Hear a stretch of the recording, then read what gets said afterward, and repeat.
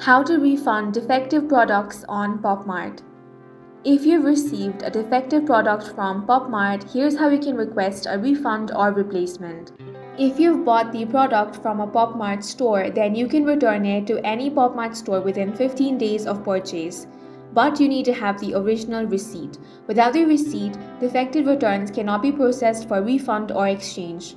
Common issues considered defective include missing parts, broken or scratched components, duplicates in blind box sets, instability, stains, discoloration, and excessive glue. If you have bought the Pop Mart online, then you can contact the customer support.